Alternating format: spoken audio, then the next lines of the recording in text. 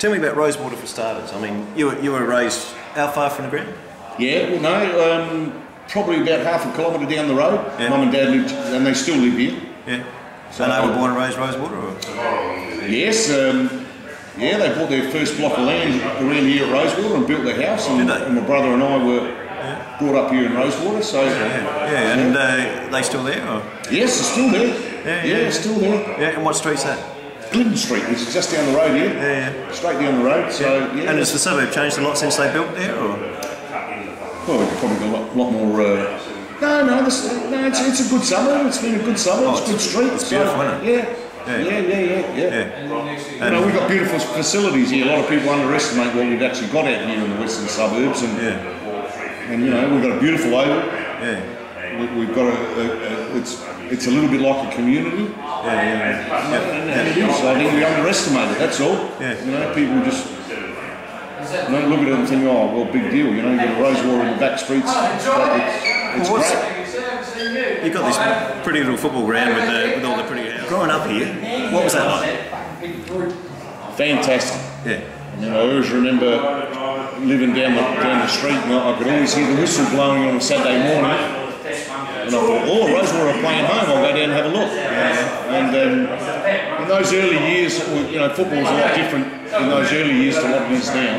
Yeah. But I remember always standing on the sidelines and just being in awe of some of the players that played football here. Yeah. What were some of those names? Well, you know, Chopsy Williams and Mark Eckold and Mark Johnson, and I think, you know, Dietmar played here, and they were just, you know, it was football in the hard days. Yeah. And it was you know, rivalry against Rosewater and Riverside and semi-centrals, and it was just fantastic to watch. And it was free. And it was free. I was going to ask you about that because there's no fence around. You know, and it's always been free. Is that common to amateur league? Or? Yes, it is. Oh yeah, yeah. All amateur grounds are free. All amateur grounds are free to come and watch. Yeah. You know, amateur league is. Yeah.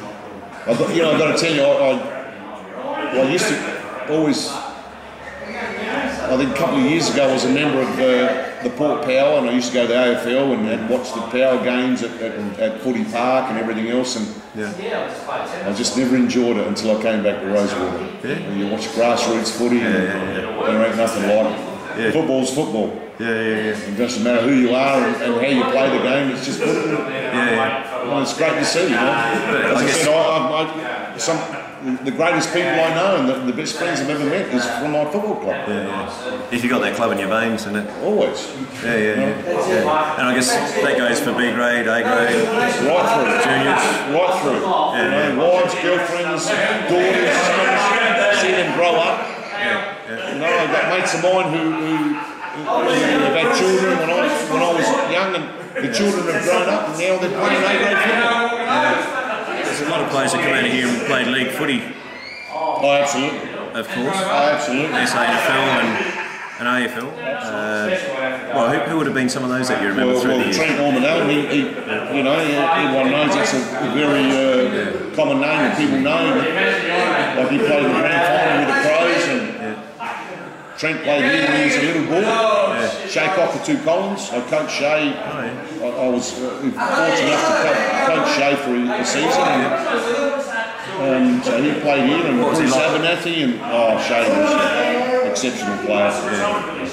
Bruce Abernathy came from here, and there's quite a few. Brian Cunningham, he played here. Started his football in Rosewater. Would he be close to your age? He'd be a bit older than me. He'd be a bit older, so he wouldn't play he'd be a bit older than me. That's I'm 51, he'd be 54. Oh, it's not that much older. I mean, you would have been in the club at the same time, or? Yeah, just when he was, you know. There's a big difference when a lad's 18 to when a lad's 15. Type of thing, you know. That's right. Was he a real standout at the time? He was. Absolutely. And he very much in that Rosewater tradition, part of the footy. George Fiacci is another one that comes to mind. George played here and ended up playing for 7 grand finals for Port Magpies. He came from here. Vinny Rugolo at the moment, he's still playing with the Port Magpies. He started his juniors through here. So, you know, so it's a good junior program. Absolutely. And you coached how many under-17s premierships? Like three in a row. I'll never forget that. Yeah. That was probably my feather in my cap, I suppose. You know, I had some great. I had a good bunch of mates who all played footy together, and we happened. And as I said, we got 3 grand finals in a row. And it was good. Yeah. And you coached for how many years? I coached for about 5 years in junior level. Yeah. I coached for a couple of seasons in senior level. But I enjoy the juniors better than the seniors. It's a bit of a standover man, I suppose. The kids tend to listen to you more than this. So, and your playing career, you came here at 16? I was about 16 when I first started playing for Rosewater. And I was never gifted as a footballer. I was just, just a meathead, head down, arse up. And so you worked your way through the reserves? I worked my way through, and I just wanted that. I just wanted to play A-grade football, and it worked out what I needed to do to play A-grade footy. And slowly, with the help of a lot of friends. And, So how many years did you play reserves footy before you got a call? Probably about 2 or 3 seasons of reserves footy. Before I actually tried to push a bit harder and work and have a crack at the A-grade. I was lucky enough to had a go. Went on and played how many games? I played 189 games for the Rosewater Footy Club. That's A's and B's? A's and B's and C's as well. And became a life member, and just an honour. And served on the committee? I served on the committee for about 4 or 5 years. That's probably the hardest work I've ever done. What is involved in being on the committee? What are the jobs? A lot of work goes on behind closed doors. A lot of people don't understand. But it's got to be done. It's like running a business. Even in amateur league football clubs like running a business.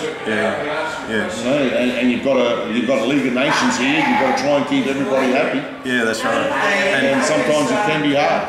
Yeah, absolutely. Because I guess you've got, not only are there a lot of jobs that need to be done, some are more popular than others. What are the jobs that need to be done? Well, cleaning for starters. Cleaning of the football club.